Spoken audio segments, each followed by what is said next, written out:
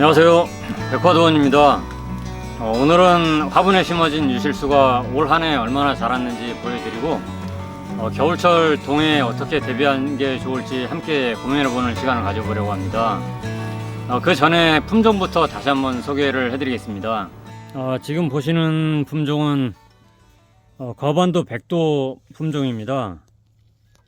분지각을 봄에 제대로 잡아놨어야 되는데 분지각을 제대로 잡지 못해서 약간 각이 위로 올라간 상태인데 이 정도 각도로도 충분할 것 같습니다. 지금 낙엽이 이제 져가고 있는데요. 거반도 천도 품종입니다. 그리고 지금 보시는 거는 수양 수밀도라는 품종인데요. 이렇게 수양버들처럼 이렇게 밑으로 가지가 하수되는 이런 모양으로 자라고 있습니다. 이것도 같은 수양 수밀도 품종이고요. 이렇게 잎사귀 표면에 보이는 흰색은 10월 초쯤인가 중순쯤에 뿌렸던 석회 보르도액 때문에 이제 하얗게 이렇게 얼룩얼룩한 모양이 아직 빗물에 씻기지 않고 그대로 있습니다. 지금 보시는 거는 극외성 백도 품종입니다. 아직도 이건 잎이 낙엽이 많이 안 지고 이렇게 파란 상태로 남아 있습니다. 이것도 마찬가지로 수양 수밀도 품종이고요. 그리고 요거는 대석 자두 품종입니다. 요거는 4번 주지 형태로 이렇게 자라고 있고요. 이게 가장 많이 키가 크게 자랐네요. 나무가 한겨울 추위에 동해를 입지 않고 살아남으려면 과일을 수확하고 나서도 방제 작업을 잘 해서 조기 낙엽이 지지 않게 하는 것이 아주 중요합니다. 바로 충분한 양분 축적이 되게 하기 위해서 그렇습니다. 식물 조직 세포 안에는 액포라는 물주머니가 있습니다.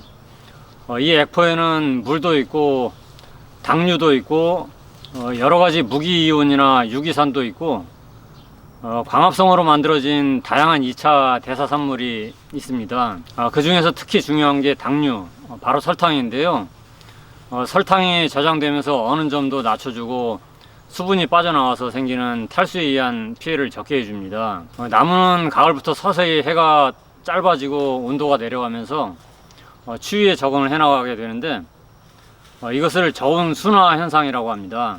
이렇게 순화된 나무는 영하의 기온에 노출돼도 동해를 입지 않습니다.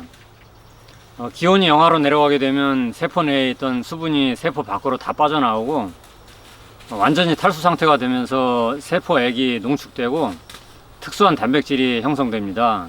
세포의 구조적인 변화가 생기는 것이죠.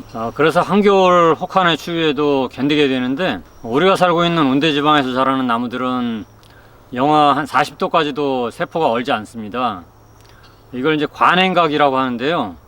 관행각 상태에서 기온이 더 떨어지면 그때 세포가 얼어서 동해를 입습니다. 물론 우리가 재배하고 있는 복숭아나무는 대부분 영하 이제 22도에서 24도 이하로 떨어지게 되면 이제 동해를 입습니다. 그리고 내한성이 이거보다 더 떨어지는 품종도 많이 있습니다.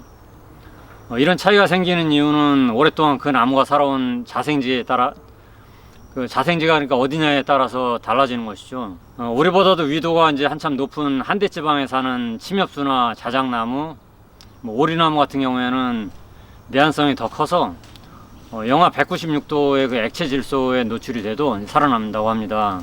그래서 지상부는 추위에 걱정이 없을 것 같은데 문제는 이제 뿌리입니다. 뿌리의 내한성은 지상부보다 약하기 때문입니다.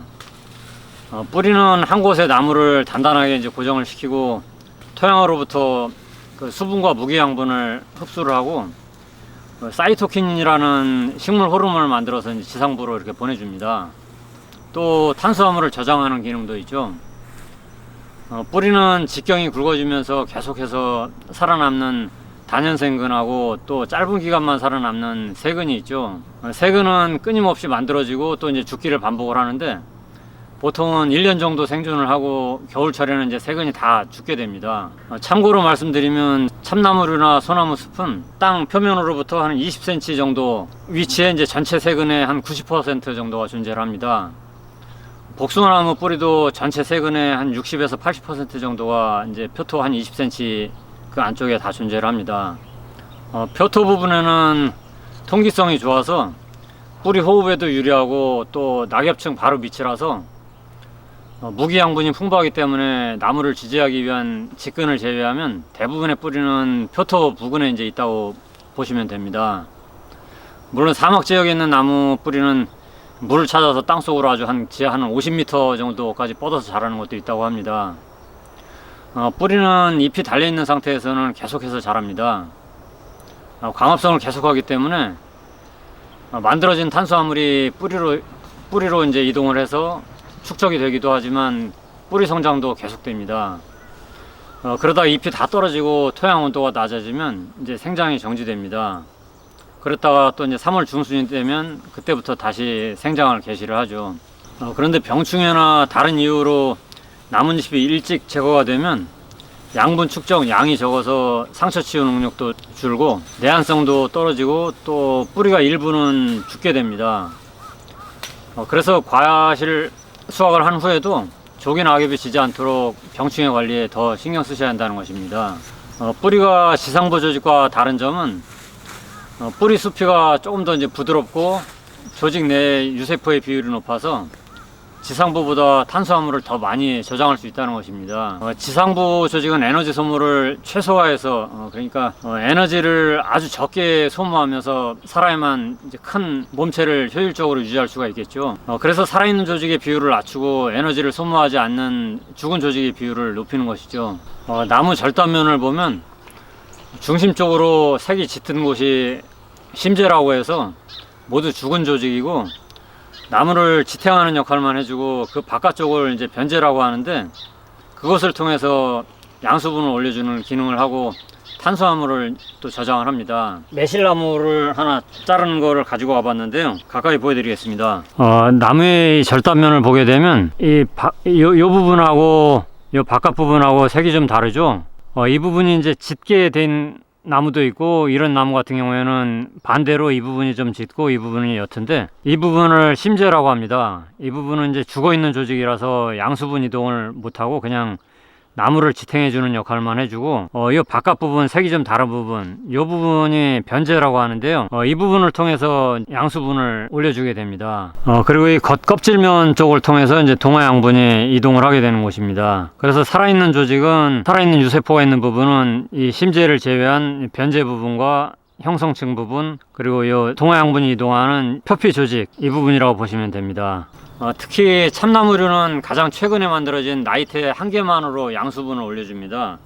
그러니까 지금 나이테가 지금 한 5개 정도 이렇게 있는데 맨 바깥에 있는 요게 이제 가장 최근에 만들어진 이 나이테 한 개만을 이용해서 양수분을 올려줍니다. 세포 분열을 하고 호흡을 하고 방어물질을 분비하고 탄수화물을 저장하는 것은 모두 이 살아있는 유세포에서만 가능한 일이죠. 바로 이 살아있는 유세포의 비율이 지상부에 비해서 뿌리가 월등히 높습니다. 유세포의 비율이 높다는 것은 그만큼 살아있는 세포가 추위에 적응하기 위한 힘이 필요하다는 것이고 지상부에 비해 뿌리의 내한성이 떨어진다는 것입니다. 원래 이맘때쯤 가을 식재를 많이들 하시는데요. 식재하고 나서 동해 예방을 위해서 흙을 북돋아 주거나 이제 지프로 감싸줍니다. 화분 재배는 일반 토양에서 재배하는 것과는 차이가 있습니다. 지면에서 일정 깊이까지는 얼고 그 밑은 얼지 않는 깊이를 동결 심도라고 하는데요. 그 깊이는 대략 한 20에서 한 30cm 정도 됩니다.